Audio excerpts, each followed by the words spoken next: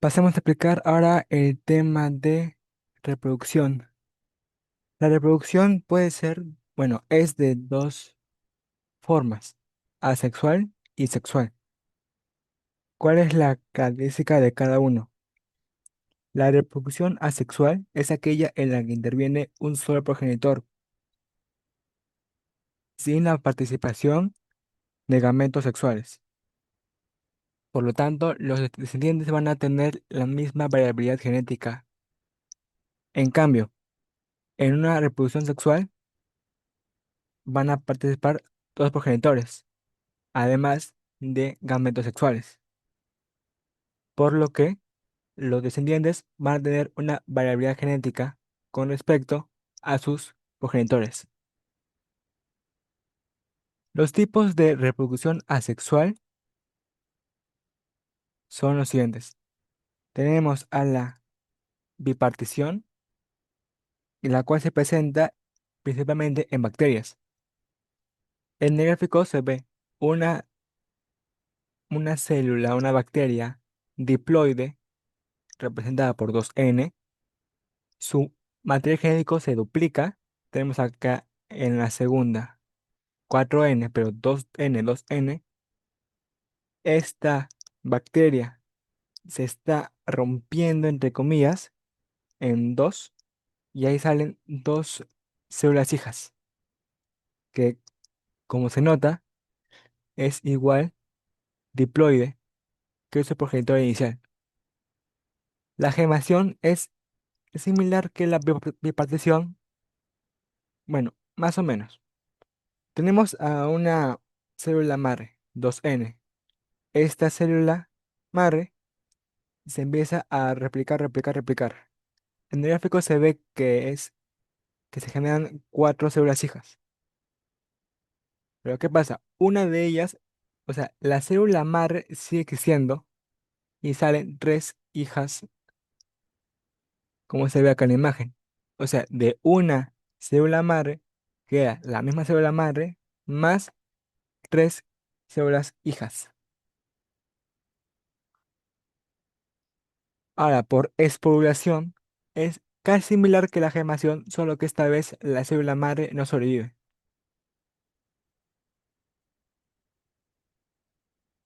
La regeneración, como su mismo nombre lo dice, si yo a un animal, o en este caso acá a la célula, yo la parto en dos, esas dos partes adquieren la forma y el ADN de su progenitor, entre comillas, porque es como decir que yo a una regla la parto en dos y esas dos partes se autorregeneran y de una regla me salen dos reglas. Ahora, ¿qué es esto de propagación vegetativa? Acá van a estar, en el gráfico se ven dos, el llamado estolón y la llamada rizoma. El estolón es esta parte de tallo saliente de la tierra, la cual va a dar paso a otra planta similar a esta. O sea, básicamente de un tallo, de una planta inicial, sale un tallo hacia otro costado y de ese tallo sale un duplicado de la inicial, de la planta inicial. Ya, eso ha sido estolón. Y ahora, rizoma. Ah, ya. El ejemplo principal de una reproducción por estolón es la fresa. Ahora, aparte de estolón, se ve ahí llamado rizoma. Las rizomas son tallos subterráneos horizontales. Un ejemplo de rizoma es las gramíneas. Ahora, no lo dibujé, pero aparte de estolón y de rizoma, existe bulbos y tubérculos. En el caso de bulbos, son tallos subterráneos con hojas carnosas. El ejemplo es la cebolla. Y los tubérculos son tallos subterráneos engrosados. Un ejemplo es la papa.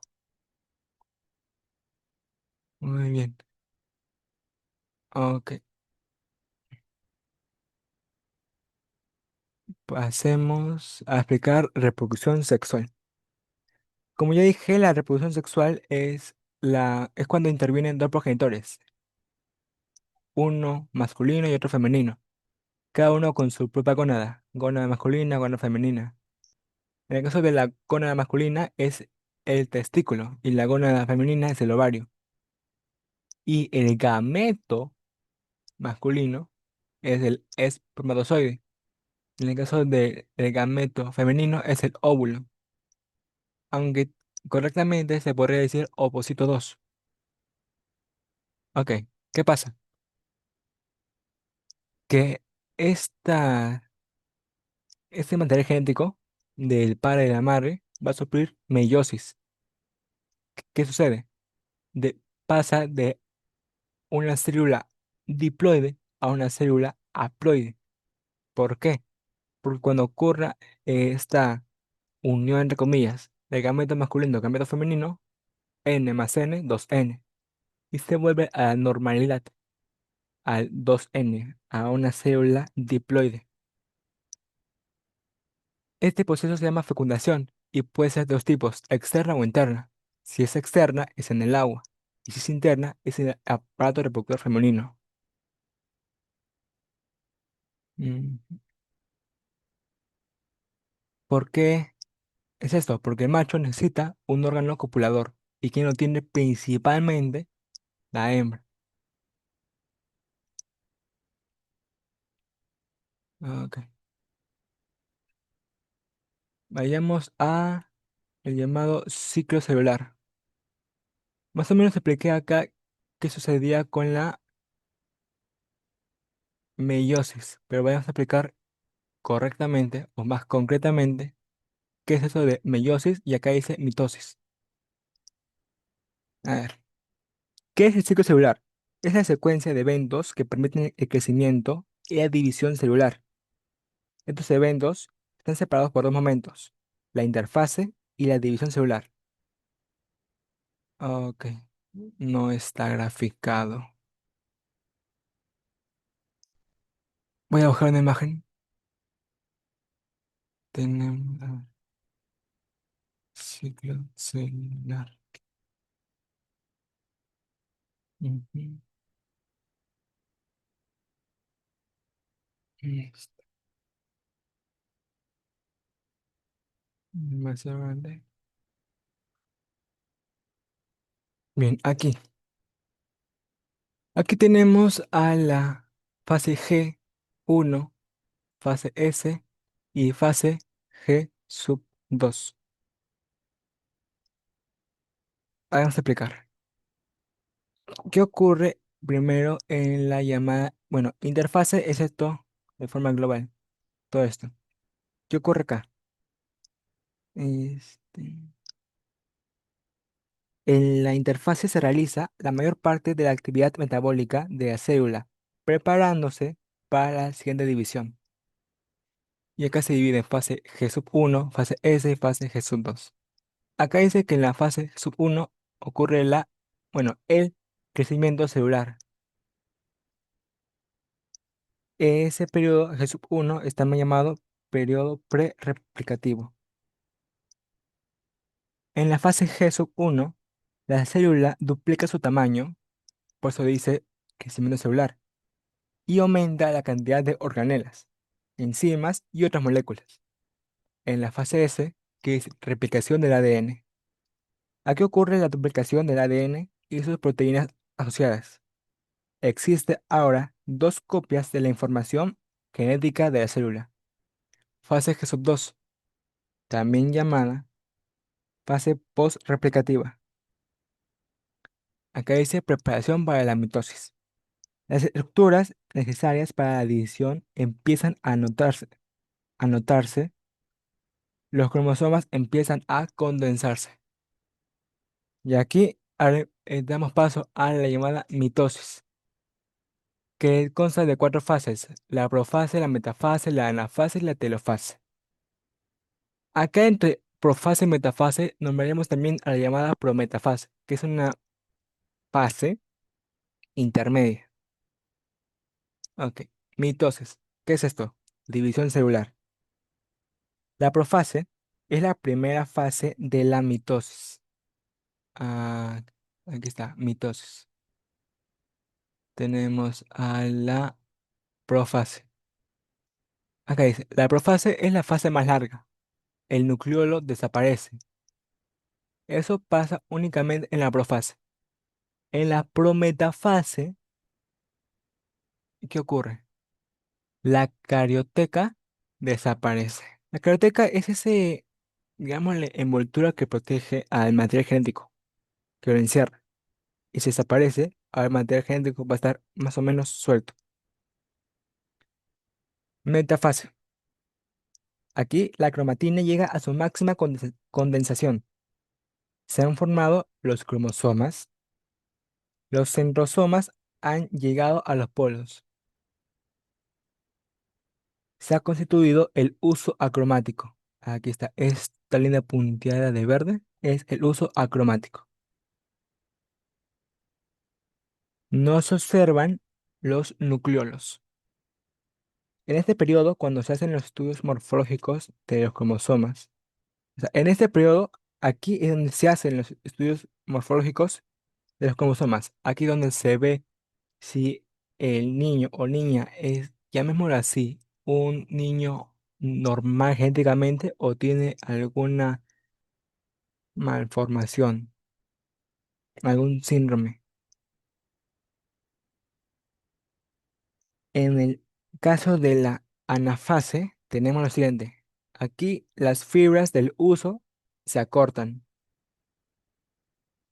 Los centrómeros se dividen, se separan las cromátides dirigiéndose a los polos respectivos. Ahora, eso de centrómero es de aquí, es, digámosle así, una bolita, entre comillas, que va a unir a las cromátides. En la telofase, los cromosomas se van descondensando. Acá está condensado, acá está descondensado. Y aquí se van a formar los nuevos núcleos. Inmediatamente se produce la llamada citocinesis o división del citoplasma. Aquí hay dos casos. Voy a ver si lo puedo anotar. Mm, Vamos a ver.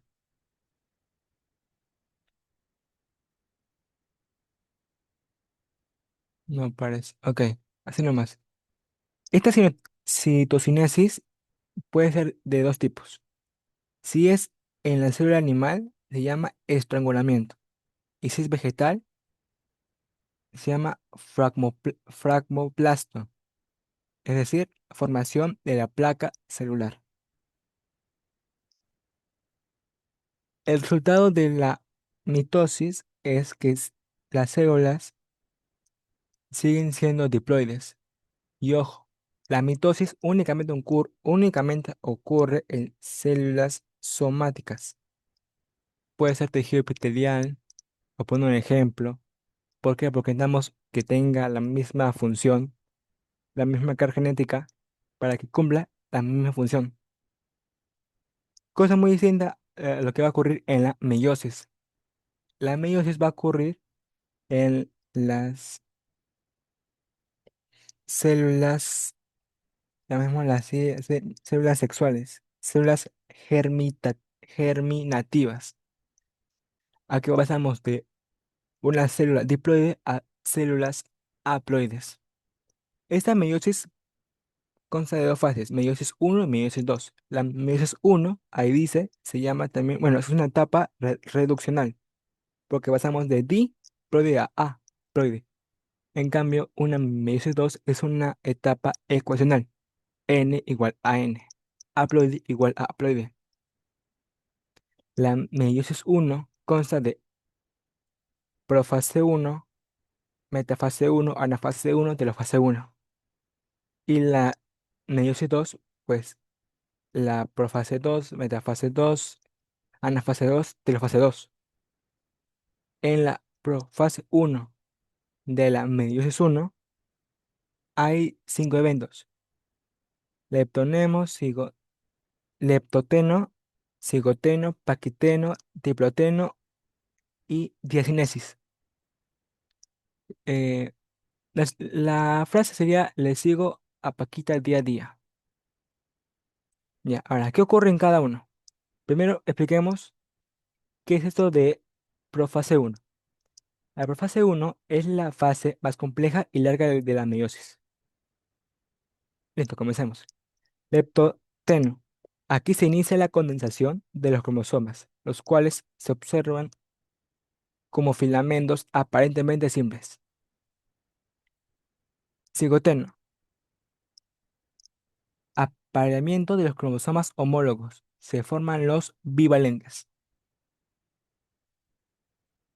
Paquiteno. Los cromosomas se condensan. Se inicia el intercambio cromosómico. El evento llamado crossing over. Aquí se puede apreciar que los cromosomas están formados por sus dos cromátides, que apareadas forman las tetradas. Tenemos al diploteno. Los cromosomas se separan ligeramente, pero están unidos en puntos llamados quiasmas. Esto de aquí. Y en la diacinesis, los quiasmas se van trasladando a los extremos del cromosoma. La terminalización. Eso ha sido por fase 1. En la metafase 1, las tetradas, las tetradas se ordenan en el plano ecuatorial. Se ha formado el uso acromático y los cromosomas están en los polos.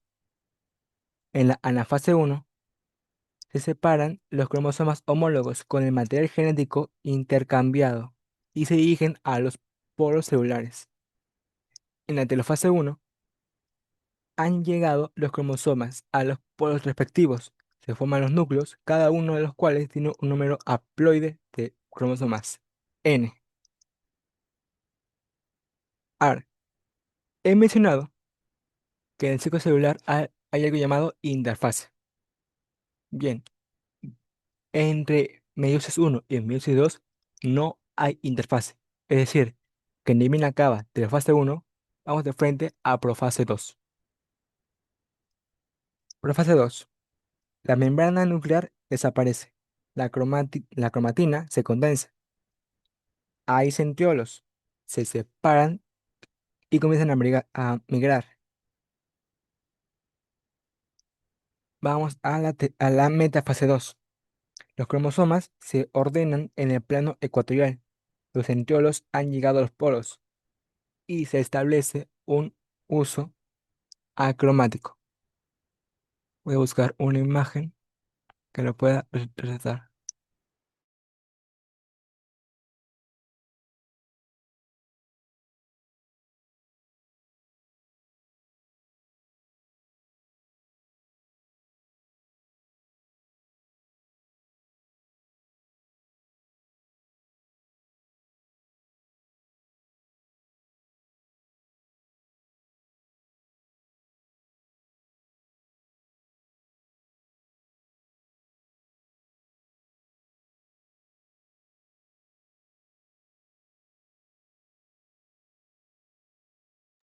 Tenemos esta imagen de aquí. Entonces, iba diciendo de la metafase 2. Los cromosomas se ordenan en el plano ecuatorial. Ahí está, plano ecuatorial. Los centriolos han llegado a los polos y se establece el uso acromático. Ahí está, la línea punteada. En la fase 2, los filamentos del uso se acortan. Las cromátides hermanas de cada cromosoma se separan, dirigiéndose a sus polos respectivos. Telofase 2. Los cromosomas llegan a los polos y se forman los nuevos núcleos, ya que se forma la citocinesis. Sus tipos ya los he explicado.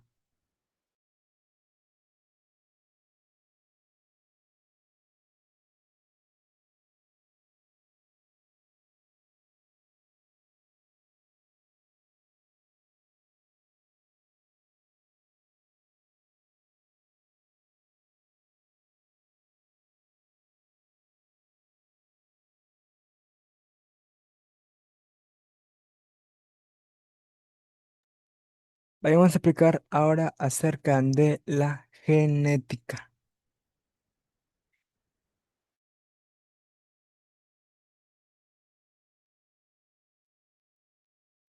La genética, en este caso que vamos a iniciar a estudiar, es la llamada genética mendeliana.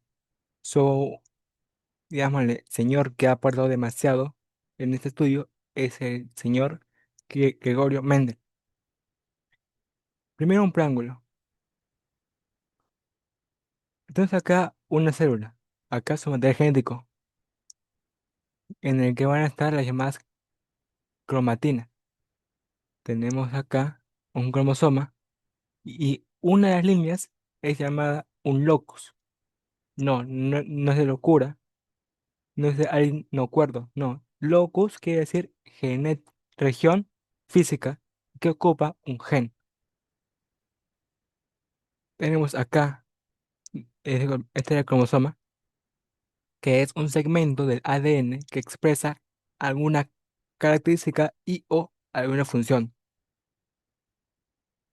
Esto simboliza a los cromosomas homólogos. Y ahora, las variantes de un gen, llamadas alelos, que pueden ser dominantes, representados con letra minúscula, o recesivos, representados con una letra minúscula. Los tipos de genotipos son los siguientes. Tenemos al homocigoto dominante, al heterocigoto y al homocigoto recesivo. Creo que no está representado. No. Dato. Ya, el genotipo es referente a los genes, pero el genotipo más la intervención o representación del medio ambiente, el entorno, va a dar paso al llamado fenotipo, lo que se ve. Ejemplo, si tú ves a una compañera o compañero, digámosle, de pelo rubio, puedes pensar tú que esa persona es genéticamente rubio o que ha nacido así. ¿Puede ser así? Sí. O puede ser también que en vacaciones se ha teñido el cabello. Por eso, fenotipo, lo que tú ves. Genotipo es lo que, digámoslo así, se oculta. Y cómo tú lo puedes ver, este, pues tienes que evaluar la genética de esta persona. O también podrías ir a tus fotos familiares. Ejemplo, si esta persona es rubia, pero tú ves que todos sus este, antecesores han sido de pelo oscuro, pues esta persona no es rubia en sí. Sigamos. Tenemos acá a las llamadas leyes de Mendel. En el caso de las leyes de Mendel, la primera ley se llama la ley de segregación. ¿Qué es lo que dice? Al cruzar dos líneas puras que poseen variación de un mismo carácter en la primera generación, F1, todos los descendientes exhibirán la variación dominante. Y al cruzar los híbridos de la F1 entre sí, la variación dominante se presentará en proporción 3:1 con respecto al recesivo. Es esto que dice acá. Tenemos acá un homocigoto dominante, un homocigoto recesivo. Y al cruzarlos, ¿qué tengo yo? Genéticamente, todos sus descendientes serán heterocigotos y fenotípicamente representarán al carácter dominante. La segunda ley, que es lo que dice, es la llamada ley de segregación independiente. Al cruzar dos individuos diferentes en dos o más caracteres, estos se transmiten como si estuvieran aislados unos de otros, de tal manera que en la segunda generación los genes se recombinan en todas las formas posibles. Esta ley se conoce también como principio de recombinación independiente. Y en la F2 se espera una proporción fenotípica de 9:3:3:1. ¿Qué quiere decir? Ejemplo, los progenitores tenemos acá a un, ¿cómo decirlo? Este, homocigoto dominante del carácter N y un homocigoto dominante del carácter A. Tenemos también acá a un homocigoto recesivo del carácter N y un homocigoto recesivo del carácter A. Y al cruzarlos, ¿qué voy a obtener? Que todos los descendientes tendrán genéticamente serán dihíbridos y fenotípicamente representarán el carácter dominante. Ahora, si yo cruzo a los dihíbridos, ¿qué va a tener? Que genotípicamente la relación será 1, 2, 1, 2, 4, 2, 1, 2, 1 y fenotípicamente 9, 3, 3, 1. Una forma de visualizarlo, bueno, está en Google, en YouTube, pueden buscar algunos ejemplos y ahí verán que siguiendo esa estructura va a ser este número. Ahora, si digamos no es totalmente homocigoto dominante y totalmente homocigoto recesivo, pues va a haber unas variaciones, pero así a rajatabla como se ve en la imagen, así debe salir. Ahora, todo esto ha sido por aportes de Mendel, el cual ha estudiado esta herencia por la planta de la arveja, en latín Pisum sativum. Pero ¿qué pasa? Van a haber algunos caracteres que no van a cumplir la herencia mendeliana, como por ejemplo, hay gatos, hay perros que todo su pelaje no es uniforme, tienen manchas, tienen líneas de otros colores, y eso Mendel no lo explicó, pero tenemos acá términos que sí lo explican, la llamada herencia intermedia y la codominancia. ¿Qué quiere decir cada uno? Herencia intermedia. Tenemos, por ejemplo, acá de forma genotípica al rojo, R, y blanca, B. Tenemos acá al progenitor, llamémoslo, espécimen uno que es RR, o sea, totalmente rojo, y otro totalmente blanco. Al cruzar los descendientes, o sea, al cruzarlos, los descendientes genotípicamente sean heterocigotos, pero no es que representen únicamente rojo o únicamente blanco, va a ser una mezcla, es decir, van a representar el color rosado.